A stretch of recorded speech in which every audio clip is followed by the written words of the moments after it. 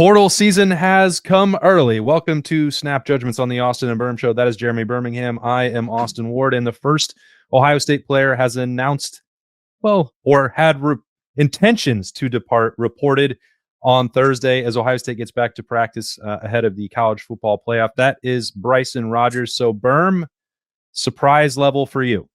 I mean, 0 for a number of reasons. We can start with the most obvious and most recent, which is that Brian Hartline has left Ohio State and is leaving Ohio State. He will not be the wide receivers coach at Ohio State. He's going to be the head coach at South Florida.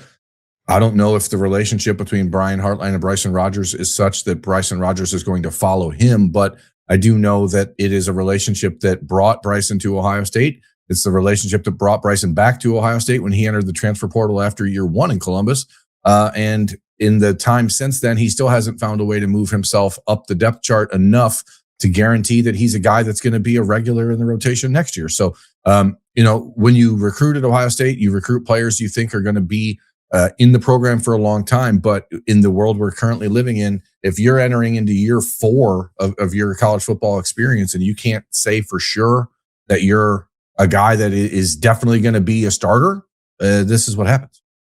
Yeah, and I don't think that means that Bryson Rodgers is not a really good player or that he could have never helped Ohio State. But if you looked at the last month of the season, and that's where 4 of his 6 catches did come down the stretch, but he was not playing as extensively as I think either one of us thought he would, given his upside, given his ability to stretch the field, what seemed to be like pretty good effort as a blocker. Not perfect, but all those things were encouraging. And yet when Jeremiah Smith and Carnell Tate were banged up, we did not see Bryson Rodgers, or for that respect, Mylan Graham, emerge the way that we thought they would. But Bryson Rodgers, theoretically would have been closer to doing that. So he finished the year with 6 catches, 79 yards, and a touchdown. That touchdown came in his last outing against UCLA. He only appeared in 7 games. Part of that was due to injury, but part of it was also coach's decision. And interestingly enough, that coach is also Brian Hartline. So, I don't know what that means. This isn't necessarily about where Bryson Rodgers goes from here. But the portal conversation had already included him in a previous offseason. So if we're saying level of surprise, when you factor in the number of wide receivers that are on this roster currently, the number that are likely to return, with Jeremiah Smith and Brandon Ennis most notably at the top, who we expect to continue to be at Ohio State, although Brandon Ennis will have some decision to make about his future. The competition for playing time and the number of spots that are available was shrinking. So all of that adds up collectively to why you're saying 0. Yeah, some of it is, I think, natural to just figure out for a guy like Bryson Rodgers. He doesn't know who his receiver coach is going to be at Ohio State. And so, that's another unknown in this entire circumstance. But we don't know if the new receivers coach or if Ohio State's philosophy around transfer receivers coming into the program is going to change. That's something that has to be considered. The next guy that comes in might want to bring in some of his own guys, and you just don't know how this is going to work. I thought Bryson did a really nice job for Ohio State when he was on the field this year. As you said, it was surprising that he was not counted on more when in the weeks that Jeremiah Smith and Carnell Tate did not play. And I think at that point, you have to just assume the writing was on the wall when Ohio State was playing David Adolph, a walk-on receiver, over Bryson and his obvious physical talents. So, Ryan Day was asked about Mylan Graham and Bryson Rodgers following the Rutgers game in late November, and basically said that it's about consistency. We don't get to see a lot of practice, right? So we don't know exactly what happens in practice. We don't get to see any practice during the season. We do get to watch them on the field during the game. And I thought Bryson acquitted himself well. I thought he proved to be a reliable pass catcher.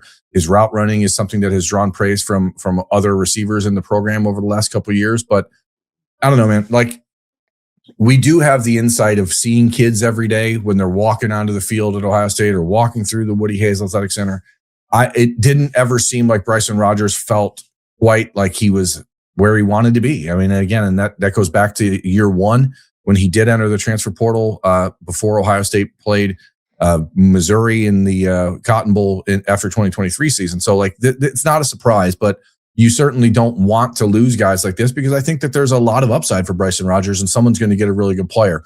Again, we'll see if that's Brian Hartline, because as you mentioned, when it comes down to it, the guy that wasn't playing you is now the head coach at South Florida. So we'll see if that is something that matters or not for a kid who grew up in the Tampa, Orlando area.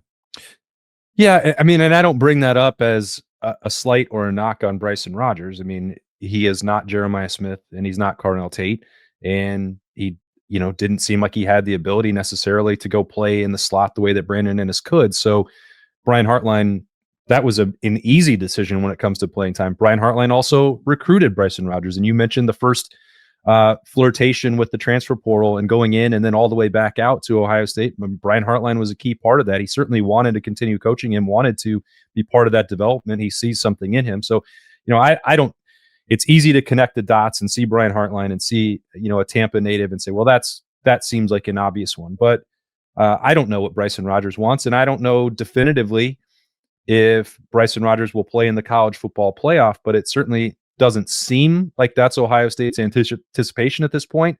And given the timing, this happening on a Thursday where the practices are about to start ramping up, you're inside 2 weeks of New Year's Eve. I don't think it's a coincidence. I think that probably, and it could be a coincidence. I don't think it's a coincidence. I'm not saying, I'm not reporting it, but I anticipate that Bryson Rodgers will not play and that he's probably not practicing right now, which is why this information came out the way that it did. Yeah, I mean, the expectation, I think, has to be that he will not be with the team through the playoff. And if he is, then it's a bonus. And that's a decision every kid is going to have to make for themselves. Bryson Rodgers is certainly not the last Ohio State player that will announce his intentions to enter the transfer portal on January 2nd. There's going to be a handful of them. There's going to be a lot. This is the way of college football now. Everyone's going to have to make their own decision, and everyone has the power to do that. And, I also, Austin, have some new power. And that's the power that I've been getting every day, waking up eager to start the day, because Awaken 180 is giving that to me. I've watched you do it. It's been impressive, and I decided I had to get on board. So if you out there are watching and see what Austin has done over the last couple of years with his weight and managing that, and now seeing that the pounds are just falling off of me already. I've lost 12 pounds since I started Awaken 180 last Monday.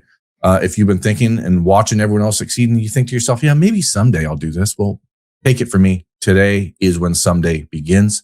I weigh in again next week. I bet I'll lost another 5 or 6 pounds. And as I said, I've already dropped over 10. So if you are interested in it, do what we all did and choose the solution for weight loss online at awaken180weightloss.com. Let's get into the next question. Yeah, obviously. Who's next for Ohio State? Because come on, we don't do that, Birm. I know. But here's the thing. This does change the way that rosters have to be built. And you, as an Ohio State coach, I assume you want to have this conversation now. So those conversations have been going on this week. We talked about it on the live show at Roosters on Monday. That's what this week is for. So if you're an Ohio State fan and you get upset / irritated / pissed off at the idea that a kid would abandon his team in the middle of a playoff push and a national championship chase, it's one of those, we have to redefine our relationship with fandom in some way, because these kids all have to make a choice for themselves. And we saw Devin Brown last year announce basically this time of year that he was going to leave and take his opportunity somewhere else, but he still stuck with Ohio State all the way for another month. And at the end of that, I think it did impact Devin's ability to find a spot that made sense for him. Obviously, he went to Cal and did not start, got beat out by a true freshman out there. But there's going to be a lot of guys, and I think the wide receiver room, especially because you have 4 signees a year ago at wide receiver. None of them played any real minutes this year for Ohio State. You just signed 4 receivers, including the nation's #1 receiver in Chris Henry, and a guy in Jaquaden Guilford, who the Buckeyes absolutely love. So, there's going to be a lot of decisions to be made, and we're not here to push people into the portal. I think that the conversations are going to be individual and different for everyone. But I wonder how much is Brian Hartline involved in those conversations now, if at all, or if it's just all Ryan Day and Mark Pantoni and the money people. Because for a guy like Bryson Rodgers, despite the lack of productivity that he's had at Ohio State, the reputation of being an Ohio State receiver is still going to get him paid pretty well in the transfer portal. Yeah, we don't know the answer to that if it comes to Brian Hartline's involvement with the transfer portal conversations for Ohio State, because he's not going to be shaping that roster anymore, and he's got to do the same thing moving forward for South Florida. So I guarantee that he is talking about the transfer portal. Is he doing it on Ohio State's behalf? I would say most likely not. Flip side of that is you've referenced and reported, Birm, the discussions with Chris Henry Jr. and Jaquaden Guilford that and that down the stretch that Brian Hartline like followed through with their recruitments for the Buckeyes and said that everything here is going to stay the same. But in terms of guaranteeing somebody playing time in 2026 or evaluating what their role could look like in 2026, that's no longer Brian Hartline's purview. So I don't think he can do that. Now, at the same time, because he's exiting, is what you're talking about, and we do not, and if people don't like that, I can understand that we don't speculate on names that are going to leave. That's consistent. If you're just joining us on Snap Judgments, if you just started following us on 97.1 The Fan or 10 TV or 10 TV Plus, that is our philosophy. We will not be speculating about transfer portal decisions. And even if we know they might be coming, we're not going to report on them. That's the announcement for the kids. Anyway, that disclaimer being said, I think you can just look objectively at the number of bodies in the wide receiver room right now and the fact that Brian Hartline is leaving and say, well, that's a position that attrition is going to be like mandatory, a necessity, and an expectation, because they're not going to be able to carry 12 or 13 players at that position into 2026. That's just not practical. No, and again, when you've signed 8 in the last 2 years and none of them have played, then there's a likelihood that 1 or 2 of those guys that you've already signed in the last year have to make these decisions. We saw it with the class of 2022 when Brian Hartline signed 4 guys: Caleb Burton, Caleb Brown, Keon Grays, and Kojo Antwi, and none of those guys ever made a real impact at Ohio State. So it's not like when Brian Hartline goes out and evaluates and recruits that he's infallible or that there aren't players who fall through the cracks. But the Buckeyes have done such a good job evaluating and recruiting at such a high level that unless you're one of those guys, it is really, really hard to get on the field at wide receiver at Ohio State. And that's doubly true now in a world where Ryan Day and the offense have evolved or devolved, in some people's opinions, to be much less receiver, heavy. So you have to be able to do a whole bunch of things really, really well, or you have to be from another planet to make sure that you're forcing yourself onto the football field. So it is an interesting time. Again, it's December the 18th, right? So the Buckeyes don't play again for 13 days. There's going to be a lot more of these announcements in the next couple of weeks. All of them are going to have to make decisions based on what's best for themselves, as far as if they're going to continue the journey with their teammates and the brotherhood through the playoff. But I don't think Bryson Rodgers will be on that journey with them. And I think that's probably why he's the first guy to have this intention announced. And, as much depth as you want to be able to carry through these last 3 games and have all hands on deck, you look at the number of reps that did or didn't exist in the game in the Big House or against Indiana in Indianapolis. Like, Bryson Rodgers really didn't factor into that all that extensively for Ohio State. So from that perspective, I don't think it's one that Ohio State will point fingers or blame or be upset about. I think everyone can understand it and potentially shake hands and walk away. At least that would be my read on the situation. Could be wrong, but we'll be back in the Woody soon enough to find out more about that and everything else. Practice ramping up. An opponent will be determined on Saturday at noon, and then not a full team. We'll have offensive and defensive media day, I believe, colliding on Monday. A busy day in the Woody Hayes Athletics. And a press conference with Ryan Day, right? And we'll hear from Ryan Day again. So Bryson Rodgers will, of course, come up in that. And we'll have full coverage of it, as we always do with Snap Judgments. The Beat.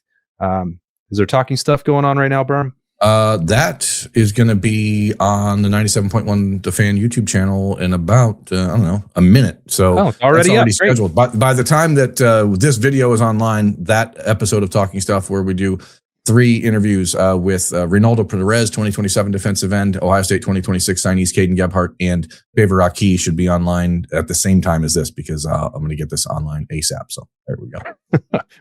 really pulling back the curtain on the content making machine here. Thanks for joining us on Snap Judgments. So much more to come, including Freaky Friday mailbag tomorrow on The Beat, presented by Waterworks. We'll see you there. He's Birm. I'm Austin. Thanks.